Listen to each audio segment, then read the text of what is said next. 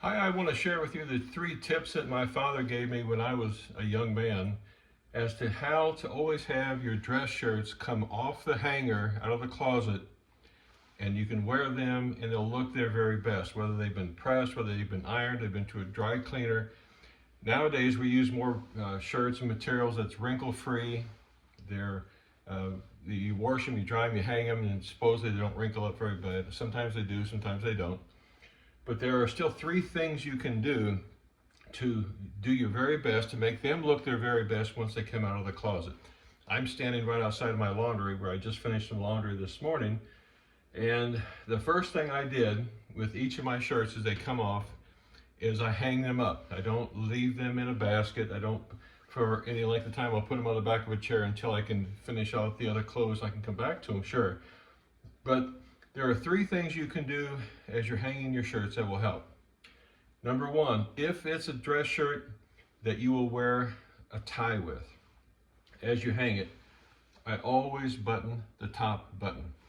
This is the button that after you will have the shirt on and you put before you put the tie on, you make sure that that top button is buttoned securely so that then as you raise your collar and you tie the tie around, that top button is secure. By doing this, by buttoning that top button, it shapes the collar. It already puts it in the correct shape that you want to wear it in. So as you can, maybe you can see that this collar is, I had this shirt a long time. It's misshapen slightly on this side. I don't know if you can maybe see it just a little bit around here. Well, I can adjust that by making sure that as I take it out and hang it, I just put a little pressure on the collar and just bring it down. You can see it's already shaped a little bit better. So number 1, always make sure that your collar button is buttoned.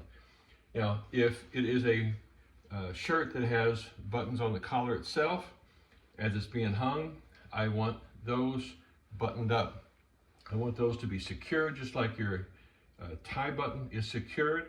Again, what that helps do, it helps shape the corner of your collar to make sure it's nice and clean, that it lays down very, very well, very nicely. That's what you want. The third thing is to always, always, always button up the buttons up and down your shirt. Don't leave your shirt unbuttoned the rest of the way down. Again, it will wear the way it's hung. If you hang it as if you're in the shirt wearing it, then when it's time to put it on, it will look like it's designed for your fit. Now, the last thing I do want to mention is the shoulders.